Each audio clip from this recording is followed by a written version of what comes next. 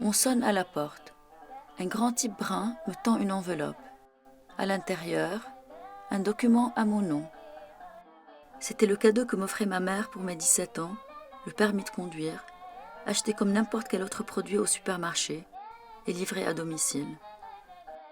Muni de cette fausse attestation de bonne conduite, j'emprunte donc la Datsun bleue de ma mère et, accompagnée de ma tante Sana, je file au consulat de France. Objectif, récupérer le diplôme de mon bac français. J'ai pris la précaution d'embarquer un album de Tintin qui fera office de porte-document.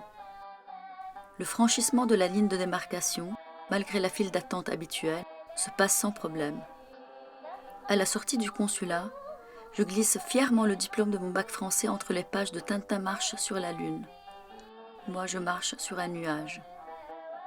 Mais le format du diplôme excède celui de l'album, et problème, les bordures ne sont pas protégées. Je demande donc à ma tante de tenir avec infiniment de précaution l'album de Tintin et son précieux document. « Il n'y a pas de quoi en faire tout un plat, me dit ma tante. Tu n'as même pas eu de mention. » Au retour, sur ces indications, nous changeons nos trajets. Un raccourci selon ma tante. Au checkpoint, l'absence apparente de contrôle m'inquiète, mais ma tante s'en félicite. Donc, allons-y. Je slalome entre les tas de sable. Je m'apprête à accélérer dans cette rue déserte, rompant ainsi la promesse faite à ma mère de ne pas dépasser les 60 km/h, quand des tirs se déclenchent dans notre direction. Paniquée, je lâche le volant, la voiture zigzague, et ma tante me hurle de faire marche arrière. Mais je n'avais jamais appris à faire marche arrière. Les quelques leçons que ma mère m'avait données en criant sans arrêt s'étaient limitées à aller tout droit, jamais en arrière. J'essaie de me ressaisir, je reprends le volant, tente la marche arrière, mais à chaque fois je bute contre un tas de sable. Soudain, quelqu'un me crie d'ouvrir la portière.